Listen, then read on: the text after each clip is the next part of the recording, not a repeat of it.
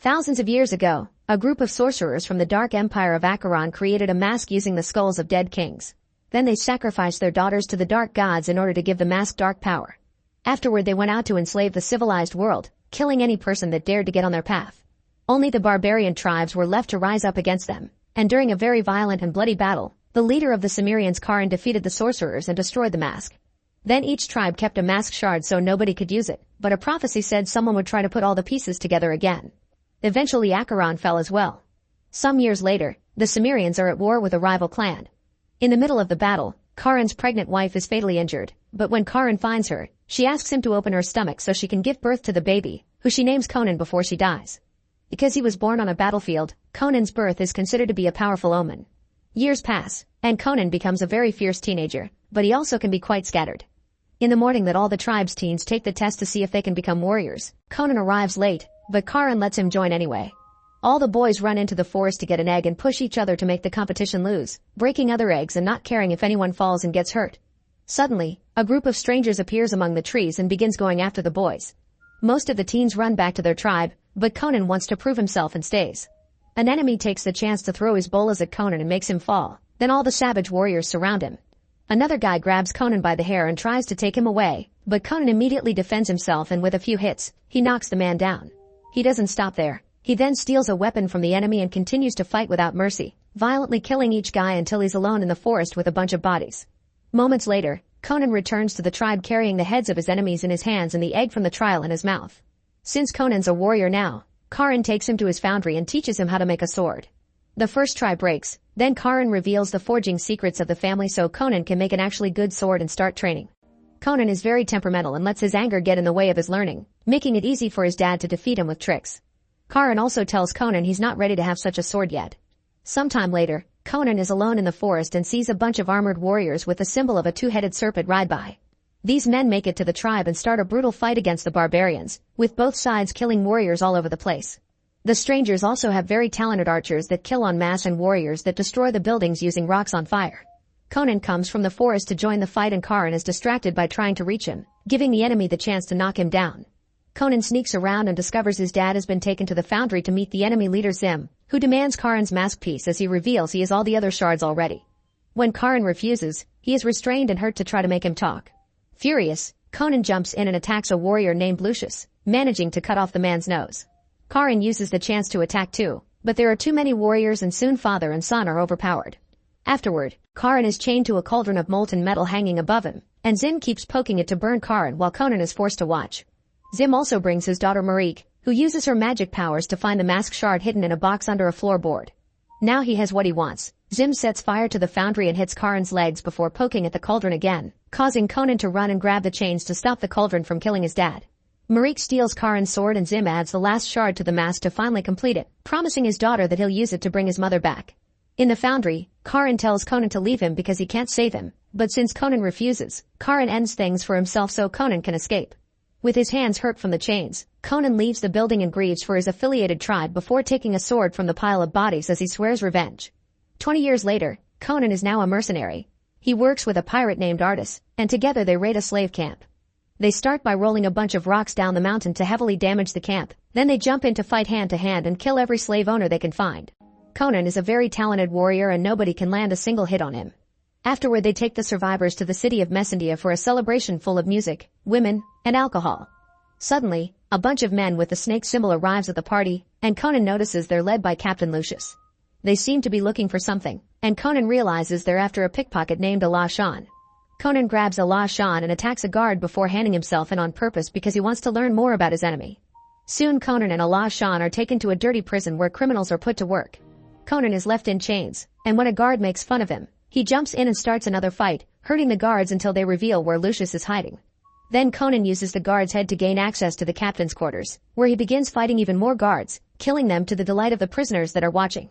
Next, Conan grabs Lucius and begins hurting him until he accepts the talk. Apparently Zim has become a powerful shadow lord and nowadays he's looking for the pure-blood descendant of the sorcerers of Acheron, since he needs their blood to unlock the mask's true power.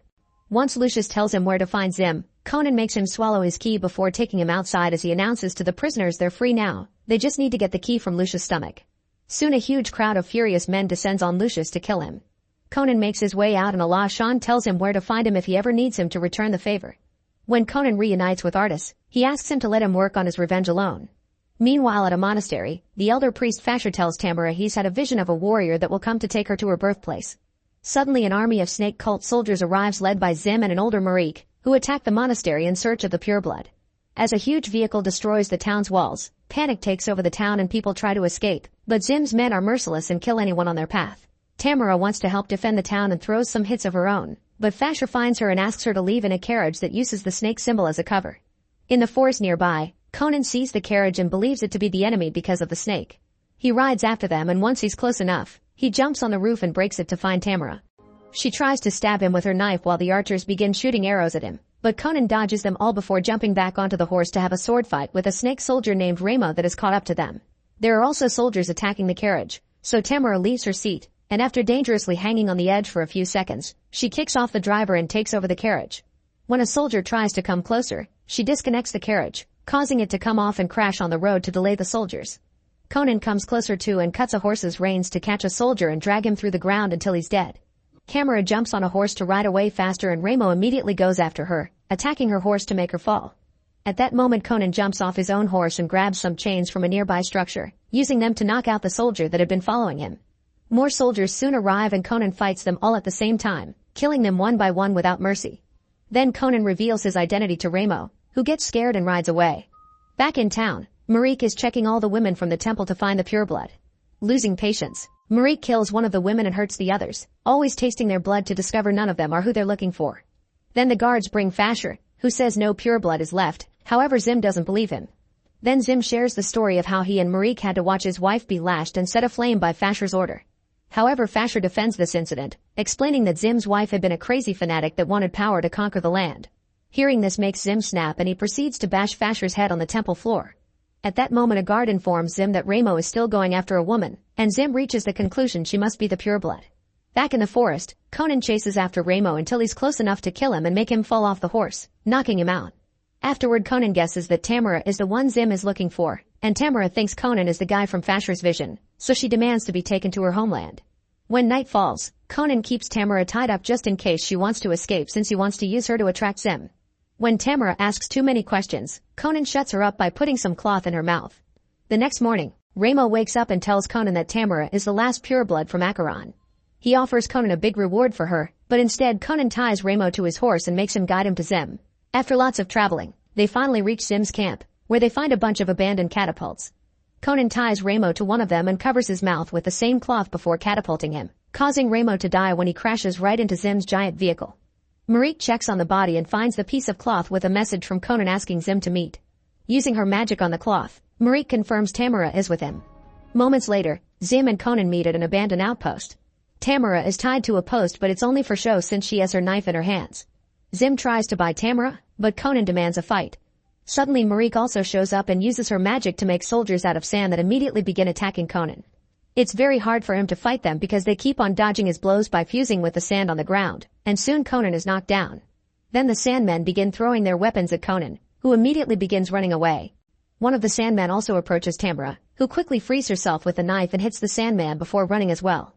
Conan climbs the building as high as possible and when the Sandmen come after him, Conan acts fast and pushes them to the ground, where they're smashed back into grains of sand. There's a Sandman going after Tamara that makes her fall through various wooden platforms, but before he can reach her, Conan destroys him just in time. There's one last Sandman left, but now Conan manages to recover his sword and destroys it in seconds. Afterward Zim comes to fight Conan directly in a sword duel. At first they seem to be nearly evenly matched, but after Conan reveals his identity, Marik uses the chance to poison Conan with a poison-laced boomerang dagger. Now that Conan is feeling weak, it's easy for Zim to overpower him and throw him on the ground over and over. When there's an opening, Tamara drags Conan away and throws a torch at some spilled oil to cause an explosion that stops Zim from following them. Then Tamara and Conan stand on the outer wall and wait for Artis to show up on his ship, so the duo jumps into the water to be rescued. Later in the evening, everyone is sleeping on the ship when suddenly the snake cult attacks. Conan, Artis, and the crew immediately spring into action and fight the soldiers, killing every man that dares to look for Tamara. Conan in particular lets his inner rage take over, reminding his enemies of what they did to his tribe before killing them. As more and more soldiers are thrown overboard, Tamara tries her best to defend herself, killing a few men as well. After lots of effort, sweat, and blood, The crew wins the fight and now can keep sailing in peace. Eventually the ship makes it to Zim's kingdom, and Conan announces he's leaving alone. However, after he's gone, Artis reveals Conan forgot the map, so Tamara takes it to him.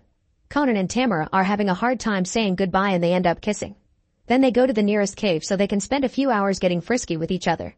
Once Conan has fallen asleep, Tamara starts making her way back to the ship, but in the middle of the forest she's ambushed by Marique and her men, who immediately capture her. By the time Conan comes looking for her, they're already gone. Moments later, Marique takes Tamara to see Zim and tastes her blood to confirm Tamara is a pureblood descendant of the necromancers of Acheron.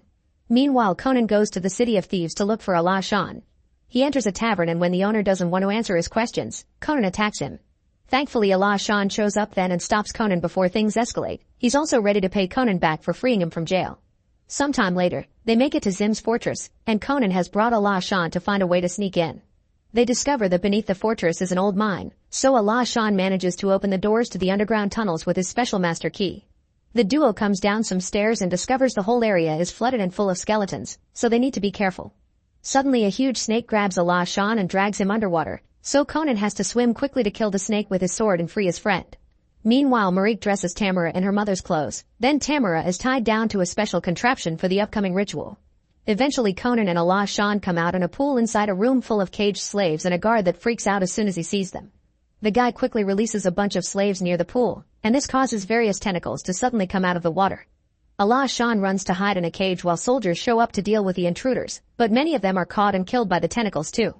Conan fights the guards while dodging the tentacles while a frustrated guard pulls at the chains to make Allah Shan's cage move so it can act as bait. He tries to open the cage with the key, but he accidentally drops it and he doesn't know how to pick locks the normal way. Conan goes to fight the guard to gain control of the chains, and as they exchange a bunch of hits, Conan wraps the chain around the guard's body before hitting him with a mace to send him into the water. The monster immediately attacks the guard and eats his legs, so when Conan pulls him again with the chains, the guard makes for a bleeding decoration. Now Conan can jump on Allah Shan's cage and finally free him before they run away. After crossing the various corridors, the duo makes it to the balcony and discovers Tamara is being taken to Skull Cave. Conan tells Allah Shan that he repaid his debt and continues alone. Night has fallen by the time Conan makes it to Skull Cave. While Conan fights a few guards to get closer to the ritual, Zim is hurting Tamara to get her blood on the mask. Now that horns on the side are moving magically and after Zim puts it on, he tries to revive his dead wife. At that moment Conan shows up and attacks Zim before he can finish the spell. Suddenly the whole cave starts to shake and crumble down. The rest of the cult members run away, but the contraption with Tamara falls into the abyss. Fortunately the sticks on the sides make it get stuck on the walls, and Conan jumps after her to save her. However, Zim comes as well and begins another sword duel with Conan while standing on the contraption.